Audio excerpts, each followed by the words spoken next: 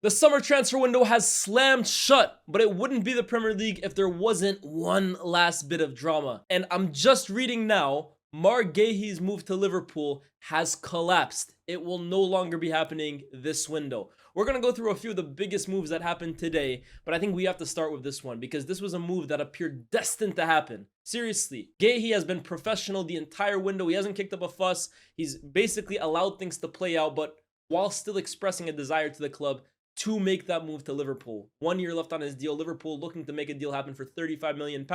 But it was very strange to me as the window continued to lag on that Crystal Palace and Guehi didn't really seem to be making any progress with this. And Liverpool and the club decided to make it happen on the last day of the window until Oliver Glasner decided to get involved himself. Now, Glasner yesterday after the game against Aston Villa stated to the media that if we want to have a successful season, Guehi has to stay, effectively saying, we're not doing without Guehi this year. And I low-key hear him, right? People are going to look at Glasner, people are going to look at Guehi, but I actually think Crystal Palace need to be looked at here.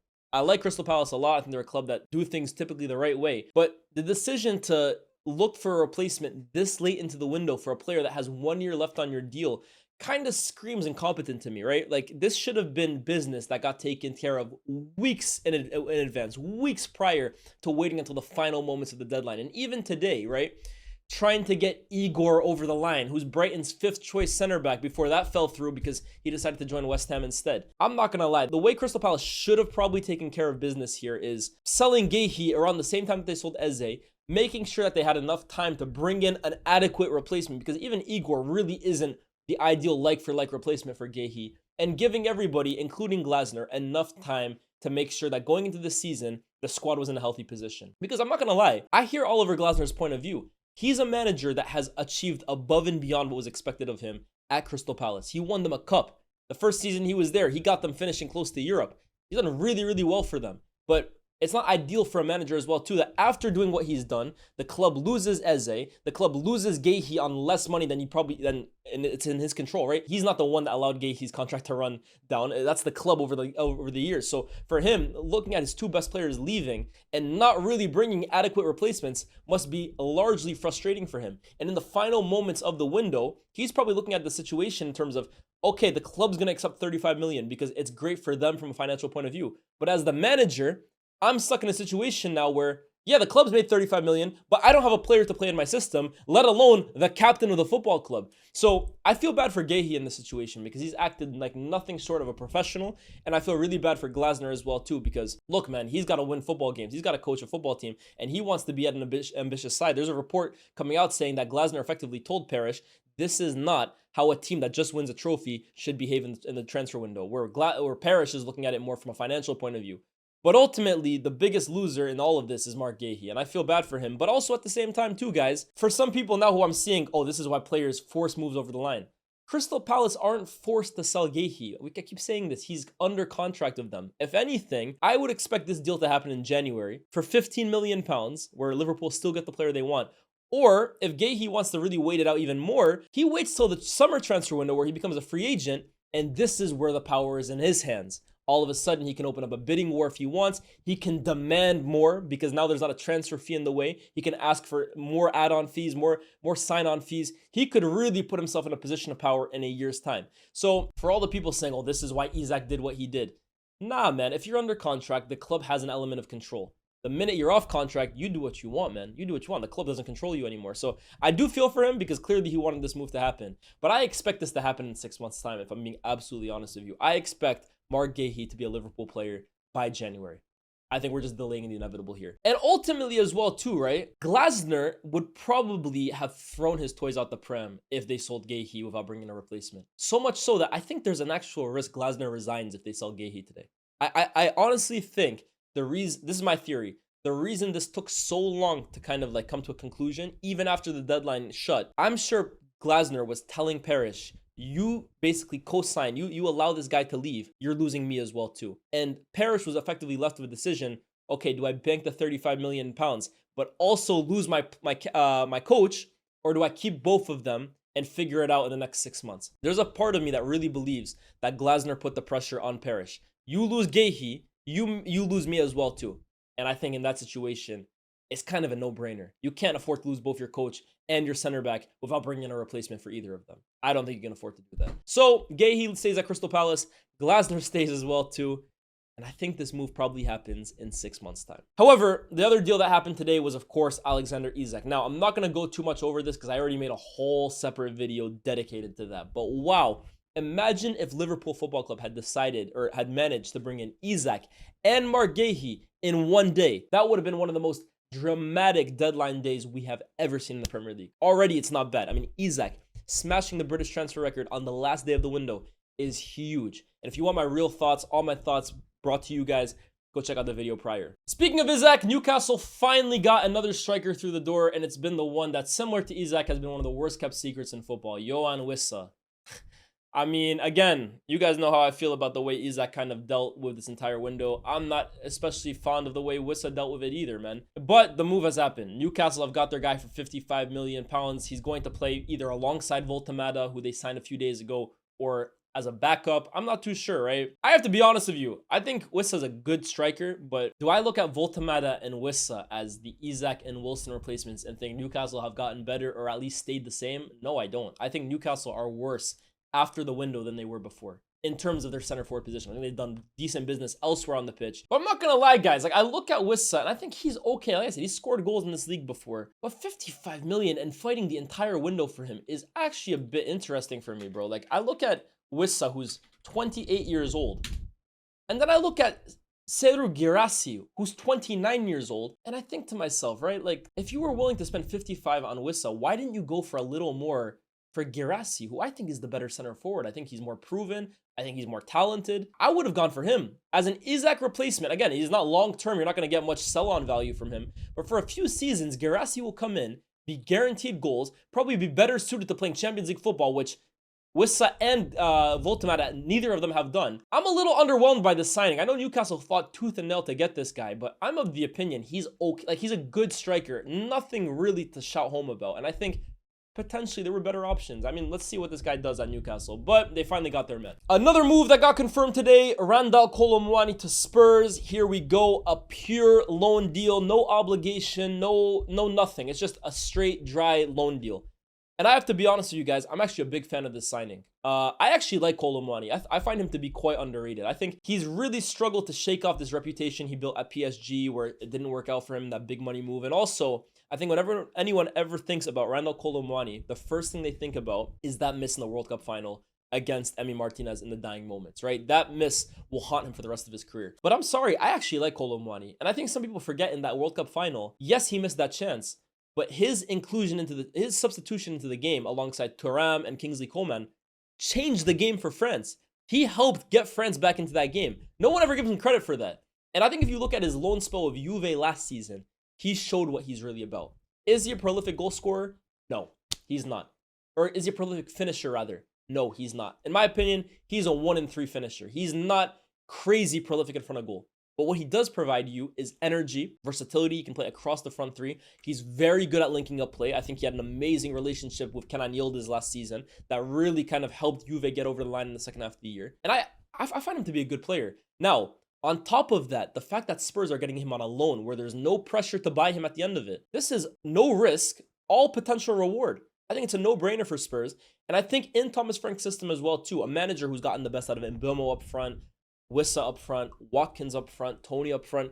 He seems to really get the best out of center forwards. I think Kolo Muani could be one of those signings we're looking at the end of the window and saying to ourselves, Spurs pulled a blinder with that one. This could be a really, really good move for them. The latest bit of business as well, too, is Manchester City bringing in Donnarumma for £26 million, with Ederson leaving the club to go to Fenerbahce for $12 million. And I have to say, right, I don't think you could possibly find two different goalkeepers if you tried. These guys are the antithesis of the other. Donnarumma is a pure shot stopper. He's big, he's imposing, he's your old-fashioned goalkeeper. Whereas Ederson is anything but oldfashioned. He's unorthodox, he's a ball-playing goalkeeper, the likes we probably haven't ever seen. I think ball at his feet in terms of distribution, he's maybe the best I've ever seen in goal, right? But in terms of shot stopping, not the best, right? He's a bit leaky, and I think over the last season or two, especially so. But I'm gonna be real, right? Donnarumma at the City might be my least favorite signing of the window. I don't like this move. Quite simply, I don't understand it. I've watched Guardiola his entire career, from the first minute he stepped at Barca to now. And for as long as I've watched Guardiola's teams, they have never deployed a Gianluigi Donnarumma.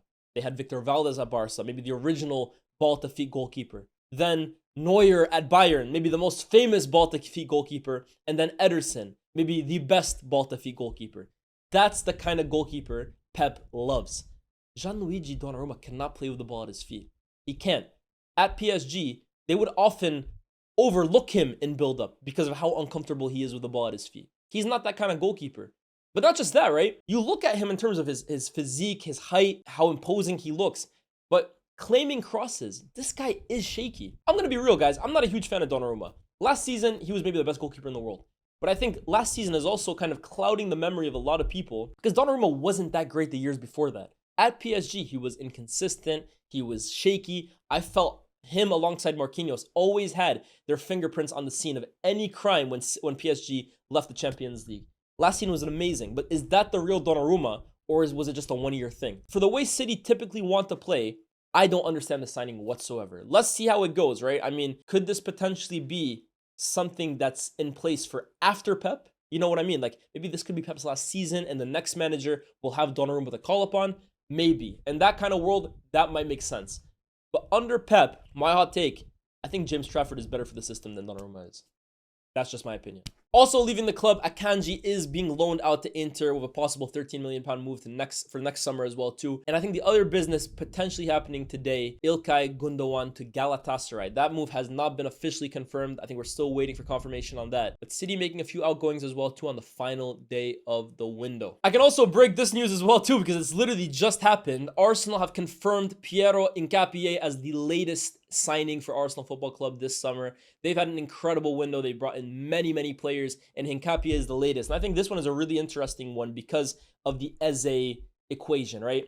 Eze will play primarily probably off the left, right? But he's a typical player that likes to drift inside, occupy those central areas. And to do so, he needs a high-flying fullback. So, enter Hincapie into the fray. I think there's going to be a really interesting dynamic between who plays between himself and Calafiori, but I think both of them will offer something entirely different for Arsenal compared to Lewis Skelly last year, who was more of a fullback that likes to invert, play in midfield. I could honestly see Lewis Skelly start to play more as an out-and-out midfielder this season, but Hincapie, again, loan with an obligation, I believe, to buy at the end of the season. Is it an obligation or is it an option? Option to buy for $52 million. That's a great signing. The fact that there's no obligation attached to it. I'm sure he will do really well and they will end up taking the option to buy him.